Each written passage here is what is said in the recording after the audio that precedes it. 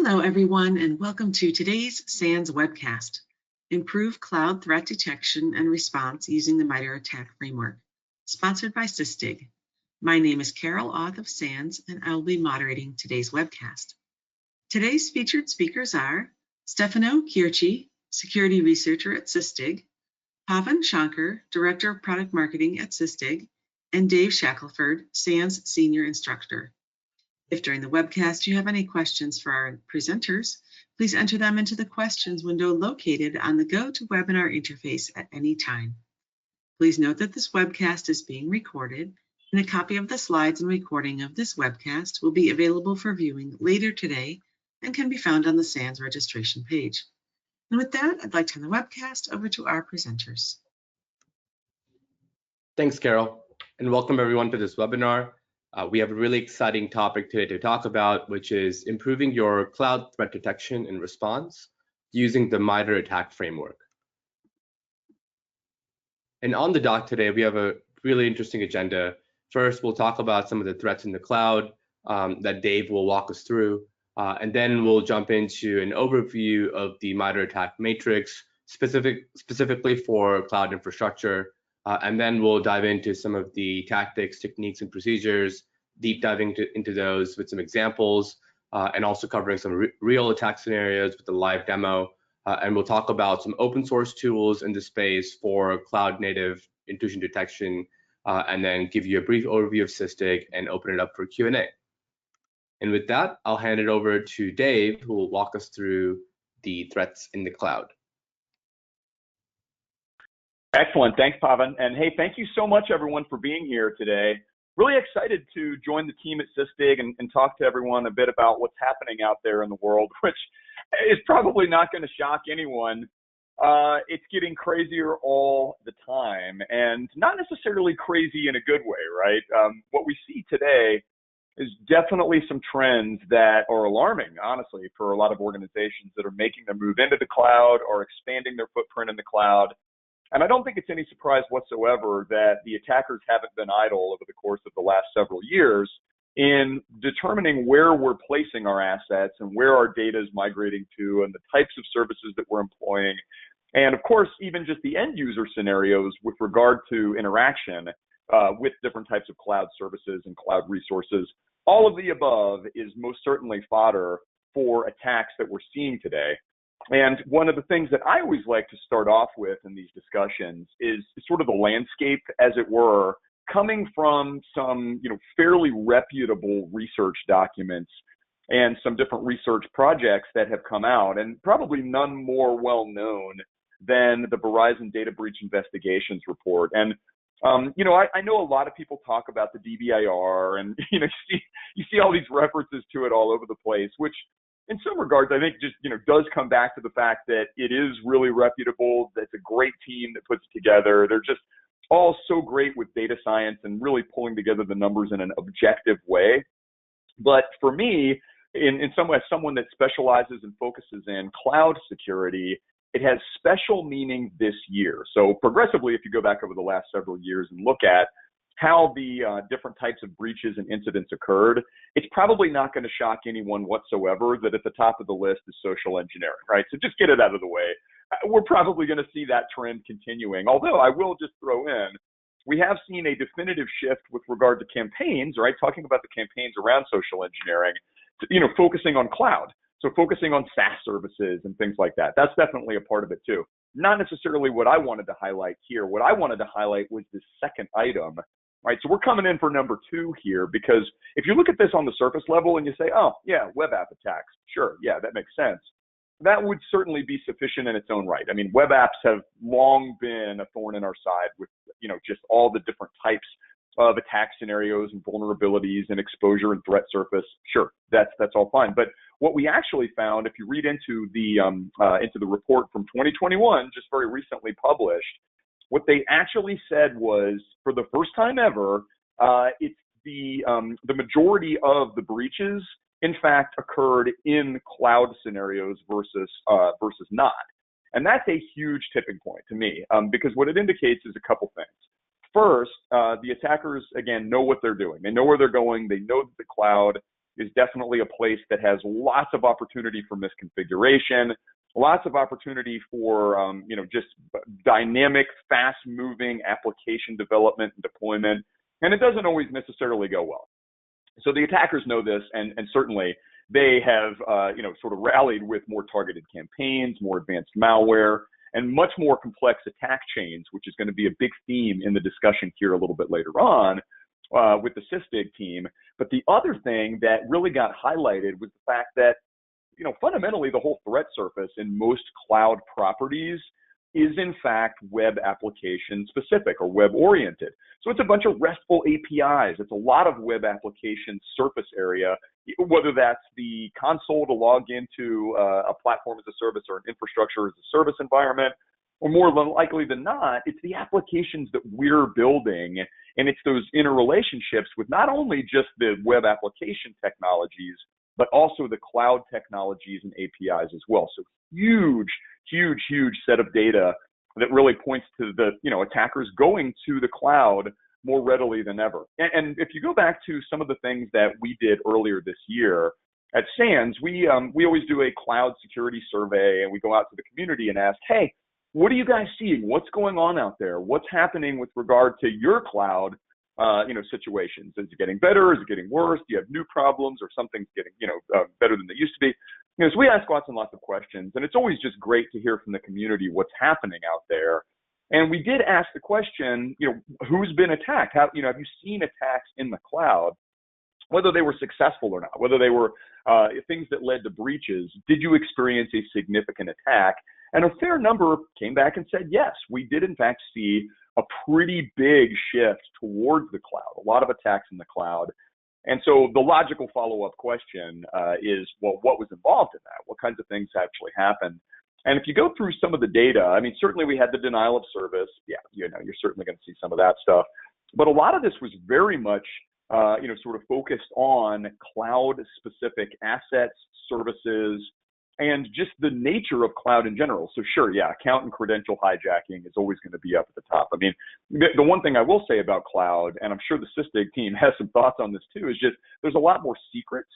So there's a lot, when you say accounts and credentials, a lot of people naturally think, oh, it's passwords, but it's far more than that today, because you have service accounts, you have all these different deployment pipeline elements that have to have identities and some types of account surface as well. So there's a lot more to it, and I think that's sort of naturally leading to that one.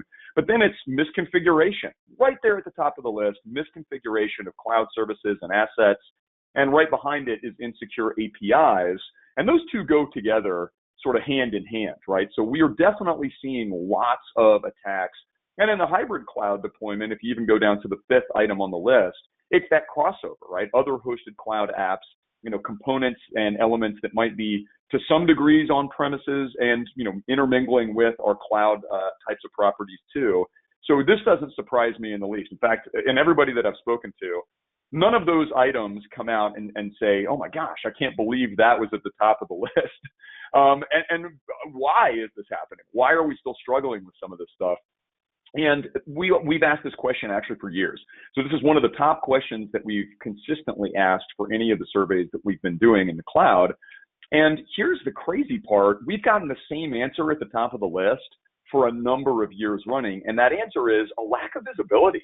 Just, the security teams really don't feel that they've got this deeply embedded sort of monitoring element that we've come to rely on in an on-premises world, where we've got all sorts of tools and tooling that can help us do this. Well, especially with cloud-native technologies and platform as a service and containers and Kubernetes, and all of the buzzword bingo that goes into these new sort of cloud-native types of applications and components, we're missing the boat, right? We've really not done a great job at learning how to get the visibility that we need to know what's going on during runtime, to see all the pieces and parts going along with the development elements and the pipeline, and correlating the data that we do have. So we're really still struggling to get that visibility here in 2021, and that's been the case for a significant length of time. So I think these things go together.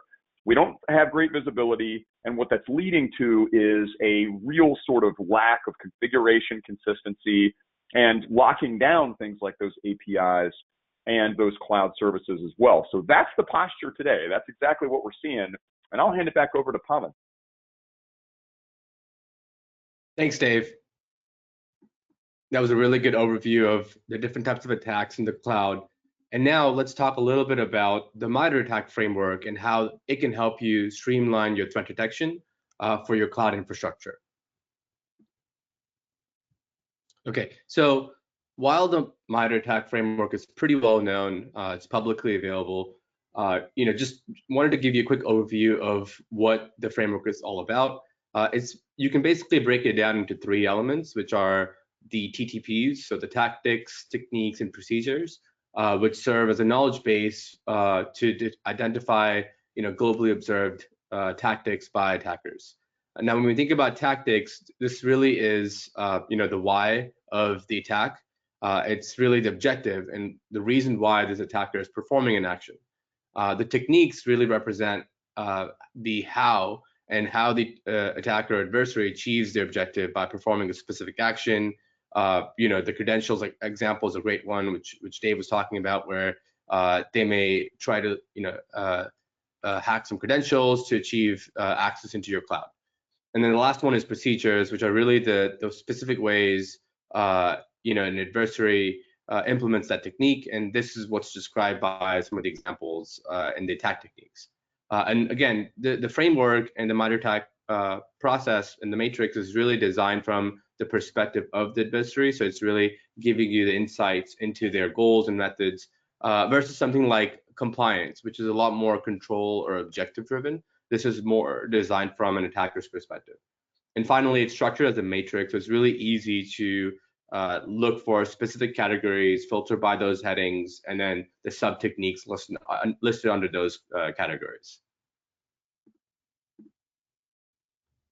And now this is kind of the overarching framework here for the MITRE ATT&CK, which can be found on the MITRE ATT&CK website, and you can navigate these different categories and see the techniques, sub-techniques, procedures. They're classified by different groups, by the software, OSs.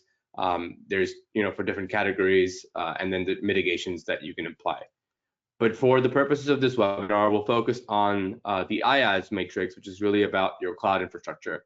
And this is something that you can use to build out your cloud defense. And you can see the way to get to this would be go through the MITRE ATT&CK website and then filter into the enterprise cloud section, and then you can see the IaaS matrix here. And this gives you a good starting point to understand the different techniques that an attacker might be using to get access or conduct some other malicious actions within your cloud environment. Okay, and with that, I'll hand it over to Stefano, who will walk us through some of these TTPs and give you some real-life examples of these attacks. So thanks, Pawan, and Dave for the intro. And let's deep dive now into TTPs for IaaS MITRE ATT&CK matrix. And we are going to see some examples and also a couple of demos on the real attack scenario at the end. So before to start with the various categories, the first question you may have is why focusing on TTPs. And TTPs allows us to create high quality and effective detection. And we talk about high quality and effectiveness. We mean get alerted just when something really malicious is happening in our environment without false positives, and a detection that is easy to maintain and easy to keep updated. We know that to create detection, we can use different ways and different approaches to find what is malicious and generate detection. But are all these approaches efficient in terms of detection, and is the maintaining cost acceptable in terms of time or resources? And unless you don't use the right approach, you may end up with a totally inefficient detection with a lot of false positive, and that costs a lot of time for you or your team to keep this detection up to date. And in the image, we can see some examples of low quality detection. So let's say that we want to create detection using hash values, for instance, and we can easily agree that this is far to be an efficient approach, since we need to chase literally millions of MD5 hashes or binaries, and same for IPs and domains that keep changing. So using TTPs instead allows us to focus on the behavior. So we can create detection over a specific behavior, and in this way, we will cover all the malicious binaries, scripts, or attacks in general which use that specific behavior. And I think we can all agree that this is the approach we must take, if possible, when we create detection, which is way more efficient and less time and resource consuming comparing to all the others. So let's really start now with the TTPs, and let's start with initial access. Let's suppose we are attackers, and the first thing for us to do is look for a way to break in and gain the initial foothold within the environment. In cloud environment, it may happen exploiting public-facing applications hosted in virtual machines or containers in cloud, and we will see an example of that during the demo later on in this webinar. Initial access might also happen via third parties, and in this case, if adversaries are able to break into a third-party environment which is connected to our cloud environment, they might use valid users and roles found in the compromised account to gain access to our cloud environment as well. And of course, attackers can find valid credentials for a public-facing machine or cloud credentials on internet, which can be used to directly access to our cloud account. Execution includes techniques used by attackers to run malicious code on a victim system and get access to the infrastructure. It could happen tricking the users to deploy a malicious image into their environment, and in this way, the user is basically opening a clear path to attackers to get in. And it sounds weird, but this is really happening, and it's possible since malicious images can be uploaded in public repositories using names that usually tricks the user into thinking that the image is legitimate and safe to deploy in their environment. And in the screen here, we can see an example of backdoored images that was uploaded using a common name of a legitimate image to trick the users to download and deploy it in their environment. Let's talk now about persistence. And persistence include techniques used to maintain access in the compromised system or cloud environment without performing initial access activities. Attackers might be able to get persistence, creating new users if they have permissions, or changing credentials or changing group permissions as well. In this screen here, we can see the permission attached to a compromised user or role that allows full access over IAM actions in AWS account. So attackers can create new users or perform changes over existing users, groups, or roles, and get persistence in the environment.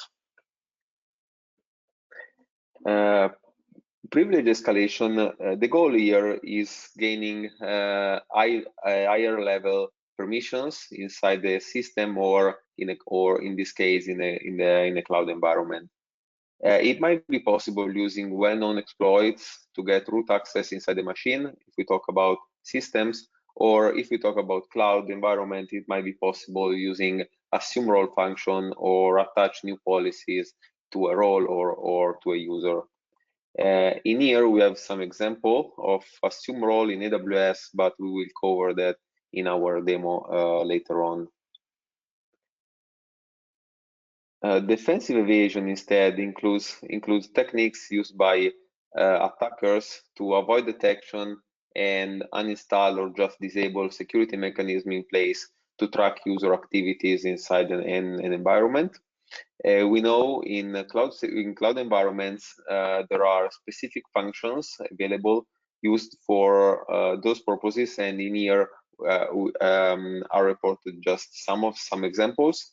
So in AWS, AWS CloudTrail and CloudWatch are two functions that we can use to track activities, to have full visibility over cloud resources and applications. So disabling these features or just delete logs might cause a lack of visibility over what is going on in the environment for a certain period of time. So in this case, attacker could hide their activities and they won't be detected at all without triggering any security alerts. Credential access are techniques used to collect credentials, which might include brute force or find and obtaining insecurely stored credentials in the system or in the cloud environment. One example that we are going to cover as well in our demo later on is the Cloud Instance Metadata API, where it's usually possible to find credentials and sensitive information. And in AWS, with the URL reported here, it's possible to get AWS credential for the role attached to the Kubernetes cluster node in this case, and use those credentials to log directly into the cloud environment.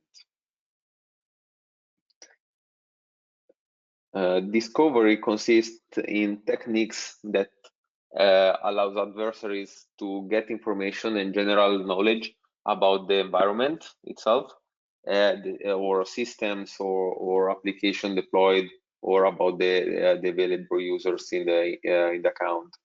The techniques used here are the common use for systems or application, but in cloud there are specific API available we can use to discover information about cloud environment and the resources used. We have here some example. In AWS, we can use list roles or list users to get information regarding roles and user, and the same way it's possible to discover information regarding policies or instances that are available in the environment. But even in this case, we are going to see these techniques in actions in our demo. Let's talk now about collection and exfiltration, and in this case we group these two together since they are usually correlated each other, since collection includes all the techniques used to gather and collect data, which might be secrets, credentials, or sensitive information inside the environment. Exfiltration instead includes techniques used to actually exfiltrate the data and information outside the environment to a place which might be an S3 bucket or an external instance hosted in a cloud environment controlled directly by an attacker. And in here are reported a couple of examples of real-world example that we recorded in our own iPod during our researches. And where in the first screen, the malware is gathering information inside the machine, looking for config files or credentials or private certificate for authentication. And in the second screen, we can see the exfiltration using SSH connection to a machine controlled by attacker, which is usually hosted in the cloud as well. And we will see the demo in the demo. Adversaries can use also S3 buckets as a place to store the credentials and then to exfiltrate the data as well. And let's finish with the impact. And impact doesn't need a lot of explanation, but Those are the techniques used to cause damage to the environment, and they might cause data destruction or data encryption, DOS, or resource hijacking. That is the usual goal in case of miners. For instance, that are pretty usual in these days. So we have talked in details about all the categories and all the techniques. To recap what we have seen so far, attackers can use different techniques which are categorized in different ways for different goals. But it's also important, like Dave said during the intro, to always check your cloud configuration, because often is thanks to the misconfiguration in place that attackers can perform malicious actions.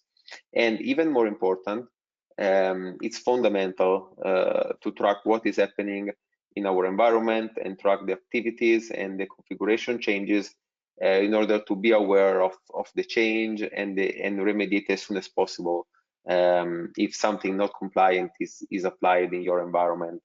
And this is possible usually monitoring the cloud logs and correlate those logs with other logs to have a better visibility on actually what is going on in our environment. And this is basically the key.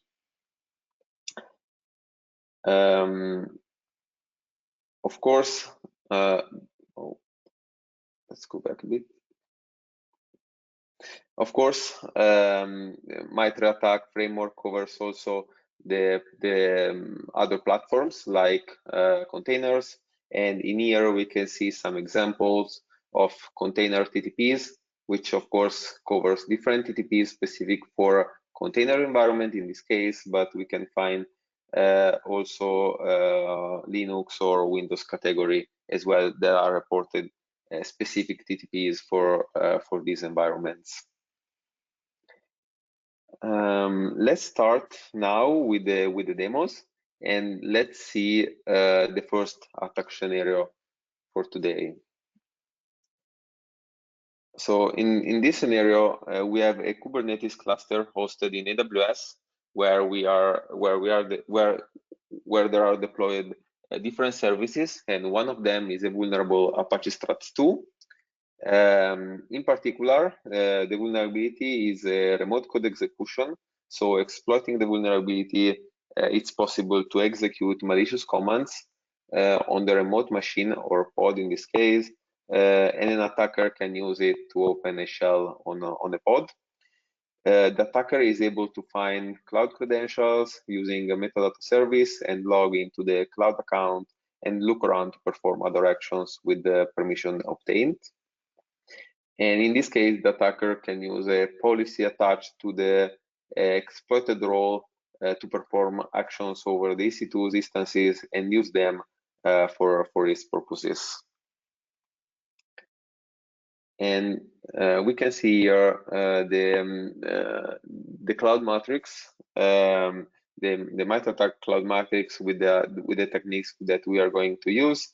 And in this case, we go from exploiting the public-facing applications to finding unsecured credentials in AWS metadata service, and then using those credentials, we use those credentials to log into the cloud account and perform discovery to find information and gather information regarding groups or users inside the cloud account, and then use the privileges that we have to perform resource hijacking and execute a new instance for the attacker purposes.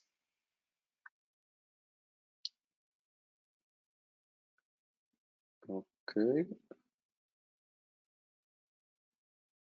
So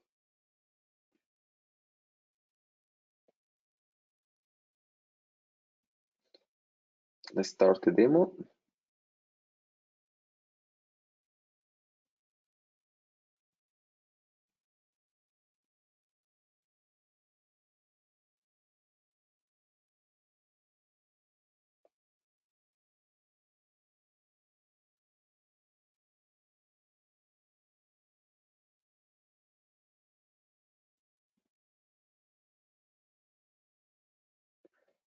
Okay.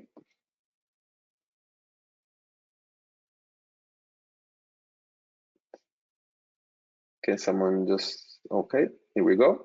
So let's start with the demo, and we can see, let's wait, there is loading.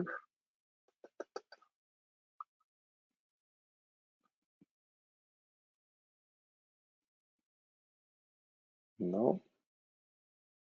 And while we wait, if there's any questions that you guys might have, please feel free to ask them in the questions section. We can answer them in the meantime.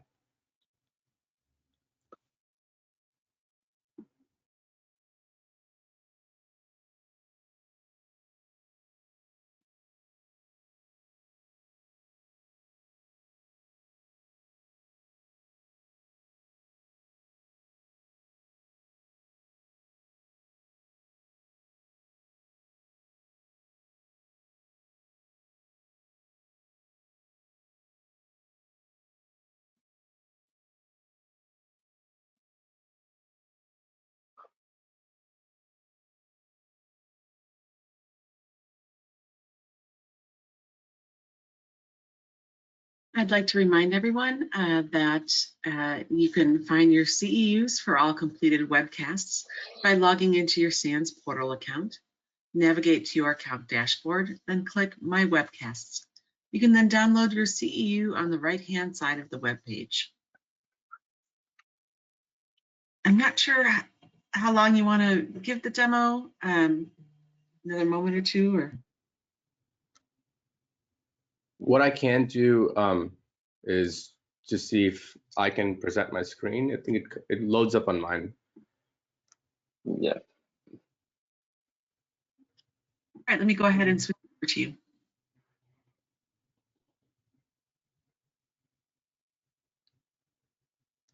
Okay, I just need to find where the screen sharing button is. Okay. Under the sharing tab, there should be a button there.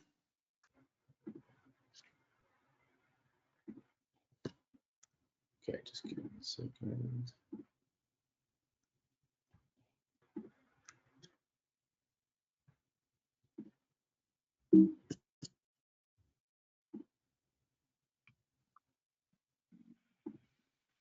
While he's working on that, we've had a question come in. They ask, is the attack surface in cloud lesser than on-prem infrastructure deployment?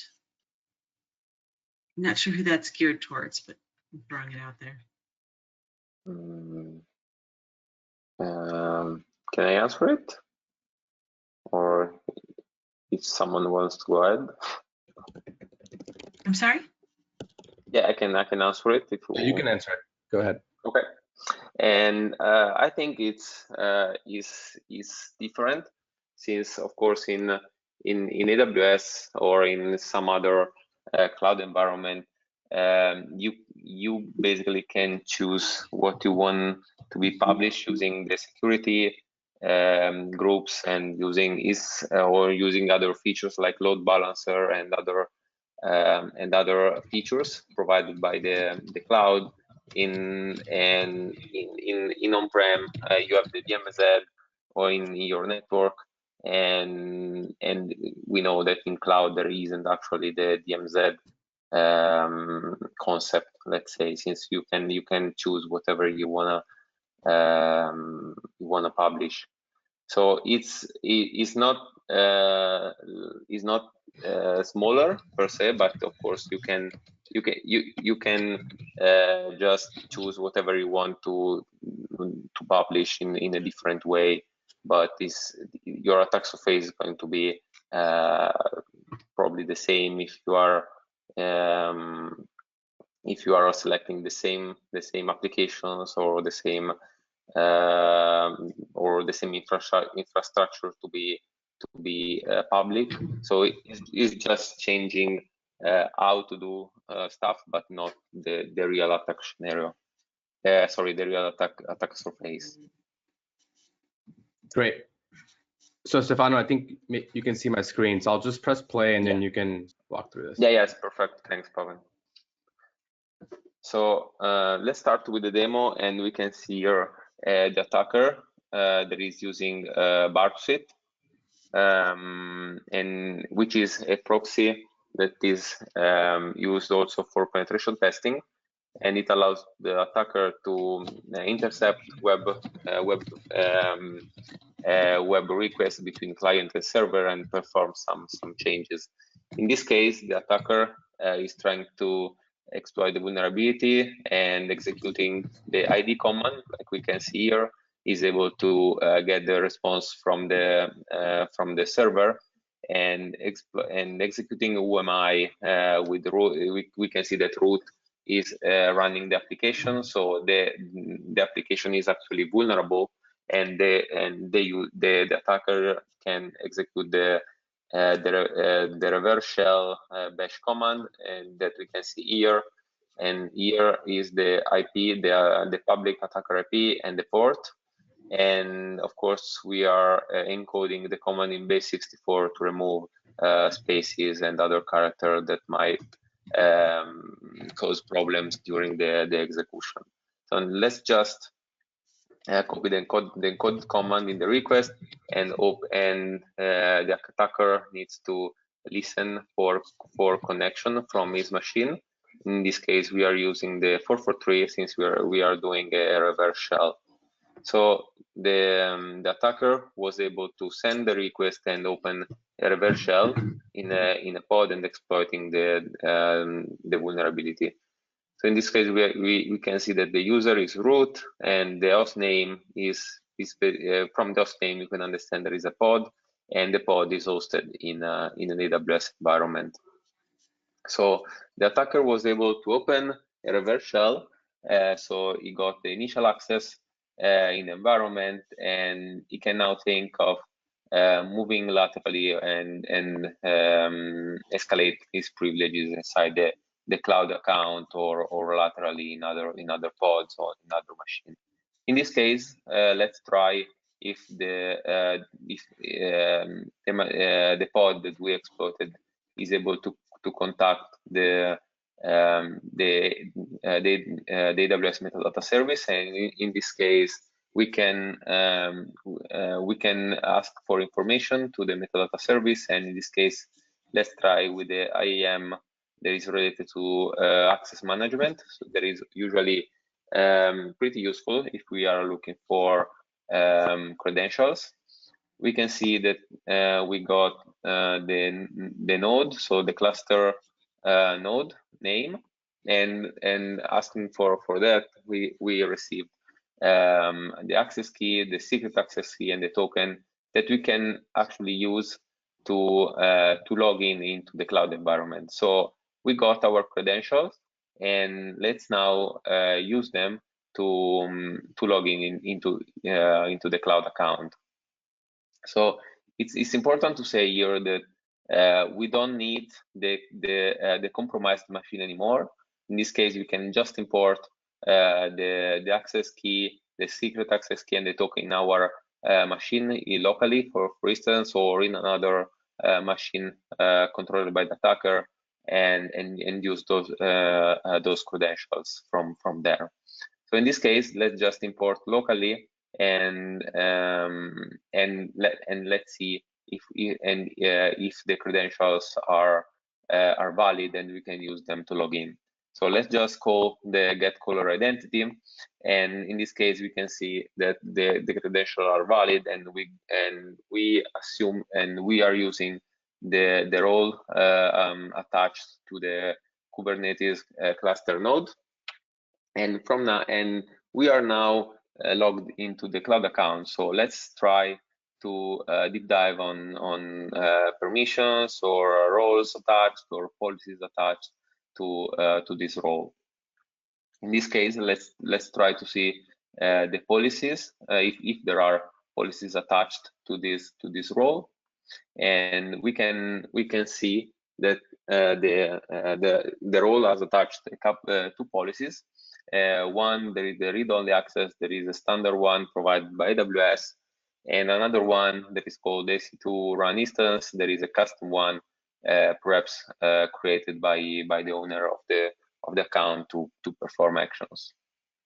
So we are interested, of course, in the first one, and let's see the permission attached to this policy.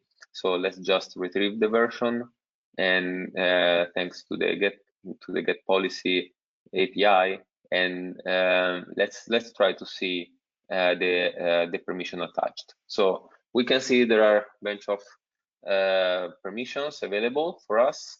In particular, a lot of describe, but this is the important one that we are going to use in this case. So EC2 run instances that allows us to run new instances. And the other important thing is that we can run those, we can have those privileges on all the resources in the cloud environment.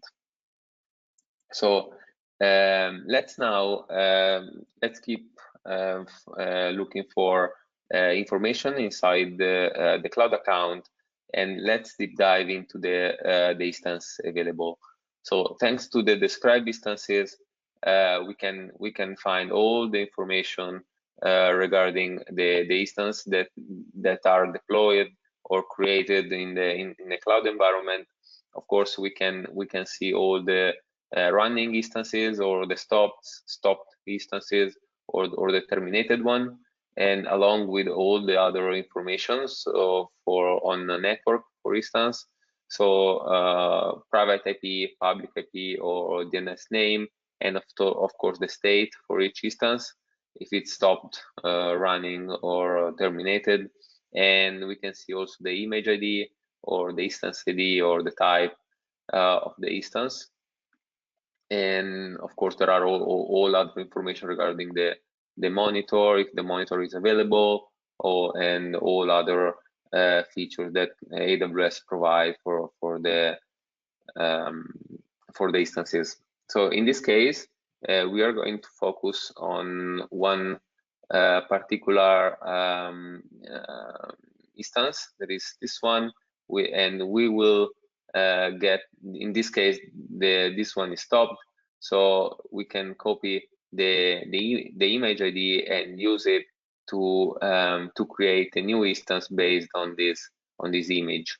So the attacker, since we know that attackers has the privileges to run the run instance API, let's just execute it and let's see if the attacker is able to spawn a new instance in the environment.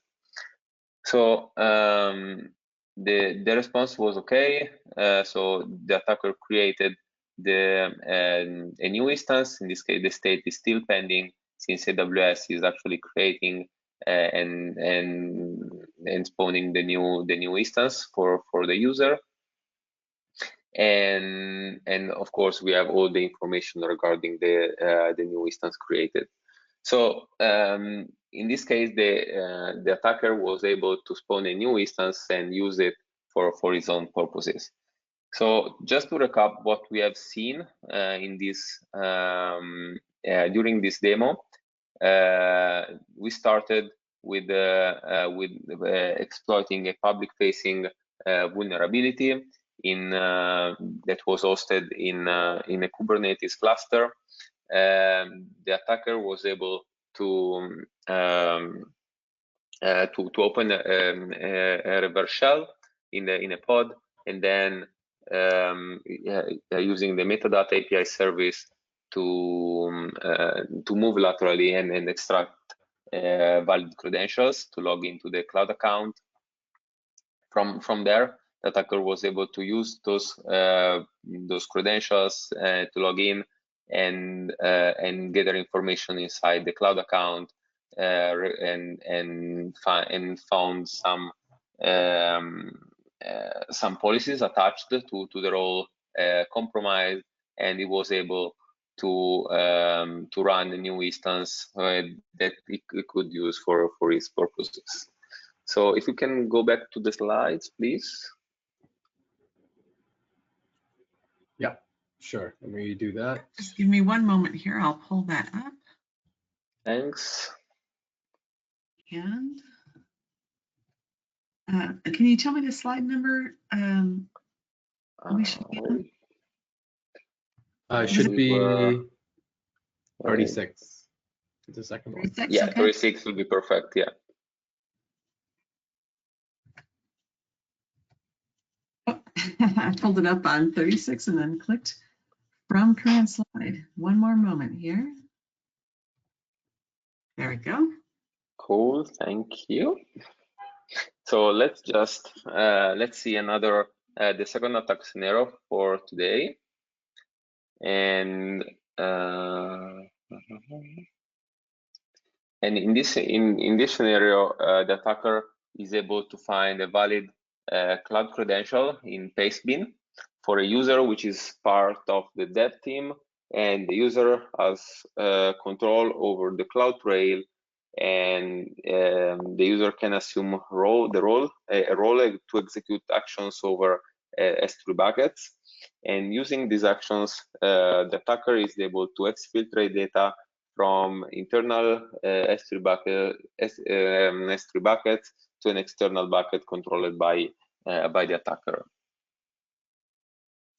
Even in like we did before, let's just map the techniques used in this scenario on the matrix. So the initial access, we have the initial access using valid accounts found on Pastebin, and since the user has full control over CloudTrail, we can disable or delete logs or disable CloudTrail, perform some defense evasion techniques, and then the user is able to perform information gathering over groups or roles or in policies, and using the assume role is able to exfiltrate data from internal S3 buckets to an external S3 buckets controlled by the attacker. So here there is the other demo. If Pawan, could you please, if you can just provide the other video.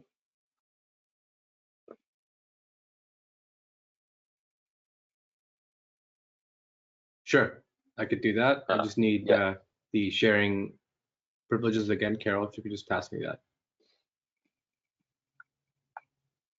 Perfect.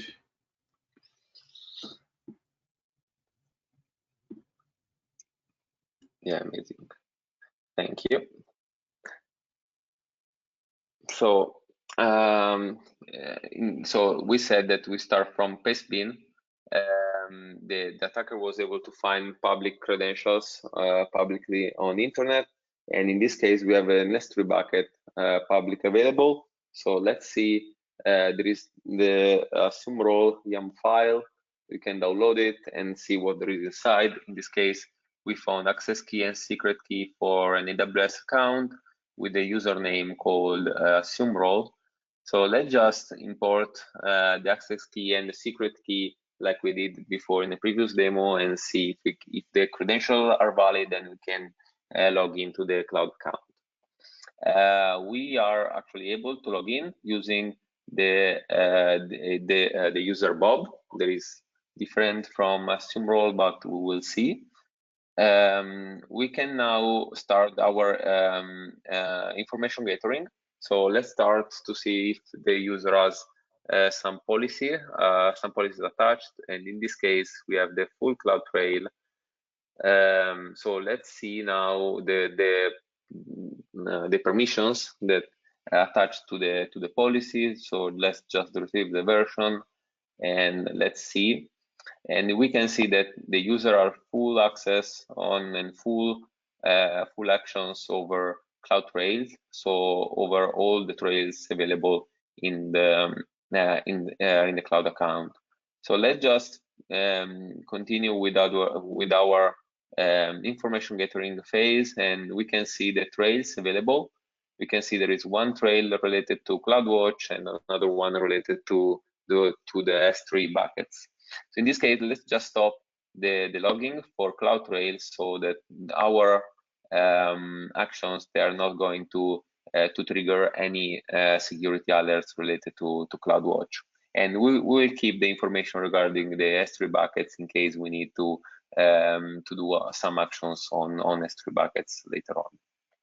Let's deep dive into the groups. If the user that we compromise is part of some groups, and in this case is part of the dev group, and let's see the policy attached for this group. We can see that there are two policies. One, there is the read-only access, and like we said before, this is the standard one provided by AWS. And we have also a custom policies. There is the dev assume role. And so let's just see which role we can assume using this policy, and we can actually assume just resources related to dev. So just the resources that start with just the roles that start with dev. So that are related to the dev team. So we can list here all the roles available in account. We can see different roles. This one, for instance, is EC2 arrow, where arrow might means read only, so this is not really interesting, but we can see this one related to S3 bucket, and that the user Bob is actually able and can assume this role. So let's see what we can do with this role, and we can see here that we can assume the Amazon S3 full access, which is the standard privileges related to full access over S3 buckets. But before to assume the role, we remember that we have full access over trails. So let's just stop the cloud trail over the S3 logs. So we won't create any logs since we stopped the cloud trail logging for S3 buckets. We can now assume move on and assume the role. So we choose the dev S3 full, since we want full access over the S3 bucket, and we can see here that, as we have seen before, we got the access key, the secret access key, and the session token that, as we did before, we can import in our machine, or an attacker can import in another machine and use the new credential with the new role. So let's just import the access key, the secret access key, and the session token inside our machine, and let's see with the get caller identity if the credentials are valid and if we were able to assume the right role. So we can see that we assumed the right role. So we are now using the dev S3 full role. That is the one that we wanted. And let's now list all the S3 buckets that are available in the account. We can see pretty useful buckets. Let's just focus on the credential dev bucket. That sounds interesting, and we can now start the exfiltration phase. So let's just copy the content of this bucket to an external bucket controlled by the attacker, and in this case, just copy all the content with the recursive option. We can see that we copied two files. One, there is a temp file. There is a key that we can use to access some other machine, likely in this environment. And of course, we copied a new file, another EM file related to credentials. So that might be the same that we got before, that was public, but could be also other credential that we can use with other privileges, and who knows. So just to recap what we have seen in this demo. So the user found publicly on internet, on Pastebin, cloud credentials, and the credentials were valid, and the attacker was able to log into the cloud account. Then the attacker started this gathering information phase, and he was able to find the assume role option that he was able to use it and continue with the assuming the role to do all actions over S3 buckets, and also he was able to find that the user has full access over CloudTrail, and he was able to disable CloudTrail on S3 buckets and the trail related to CloudWatch. At the end, the user was able to perform actions over S3 buckets and list all the buckets and exfiltrate the data from the internal bucket related to credential for dev team and send this the content of this bucket to an external one. So great, thanks, Stefano. So thanks. We have a couple more minutes. I'll just quickly go through a few slides to wrap this up. Just to give you a quick highlight into this, Falco is an open source tool for cloud native IDS. We built it here at Sysdig. It's an incubation project, and Falco has many of the out of the box rules for based on the MITRE ATT&CK framework for your containerized environment. So all the different categories that Stefano talked about, there's out-of-the-box rules for Falco there that it provides to detect various types of attack techniques and other tactics that Falco can be leveraged for. To give you a quick overview of Sysdig, Sysdig is a secure DevOps platform built on an open source security stack. So Falco is also part of, it's the engine that powers our runtime security. Falco is an open source project.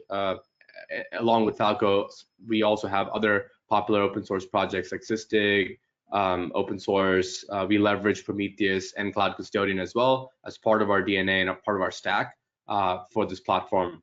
And this provides deep visibility across containers and cloud environments, solving the number one problem around visibility and challenges there that Dave was mentioning. And then also it's a really simple platform to run in your cloud environments and provides security and monitoring for your containers, Kubernetes, and cloud environments. And as we think about the workflow here, is really across what we call code, build, run, and respond. So right in the code phase, being able to scan your IAC templates like Terraform, Helm, Customize, scan them for misconfigurations and prevent risky configurations from even entering your production clusters and environments. So scanning the IAC files and manifests there. And then the next step would be scanning your container images and your hosts for vulnerabilities. So scanning directly in the CI/CD pipeline and the tool chains there, and also preventing those vulnerable images from being deployed via things like admission controllers and Kubernetes to prevent risky images from being deployed. And then at runtime and kind of in the run phase, really managing the cloud posture, so CSPM capabilities like Cloud Security Posture Management. This is built around Cloud Custodian, and also being able to enforce compliance and governance based on OPA, so Open Policy Agent policies here that allow you to enforce compliance across the lifecycle. And then runtime security, so really leveraging Falco that we talked about very briefly to detect threats, drift, and other suspicious activity and compliance violations. And then finally, if something does go wrong, having an incident response plan with providing detailed audit trails and capture files to have as proof of compliance and forensics evidence in case something does go wrong. And I'll move quickly through here and also mention that out-of-the-box coverage for MITRE is also provided in Sysdig Secure. As you can see, many of the rules here come out of the box for the different frameworks of the MITRE ATT&CK. And lastly, if this was informational, you can definitely check out more resources. So our AWS plus Sysdig guide, it has a lot of great information. We also have a new blog that really dives into some of these details that Stefano was talking about today in the MITRE ATT&CK framework for cloud. So definitely check that out. And then a big news that hit a couple of weeks ago was that we acquired a company called APolicy that does infrastructure as code security with auto remediation So that's a great addition to our portfolio, expanding the capabilities to include IAC security in the platform. And you can always get started with a free tier and free trial options for Sysdig. So there's a cloud security free tier that's always free, and it's up to a single cloud account. And you can also do a 30-day free trial that has all the capabilities, cloud security plus container security capabilities. That's a 30-day free trial to test drive the product. And we also have a monitoring trial as well for any use cases around Kubernetes monitoring and troubleshooting. So definitely check out sysdig.com/start-free, and you could click on the option that appeals most to you. And with that, I'll hand it over to Carol. All right, well, with that, we're out of time. Thank you so much, Stefano, Pawan, and Dave for your great presentation, and to Sysdig for sponsoring this webcast, which helps bring this content to the SANS community. To our audience, we greatly appreciate you listening in. For a schedule of all upcoming and archived SANS webcasts, including this one, please visit sans.org/webcasts. Until next time, take care, and we hope to have you back again for the next SANS webcast.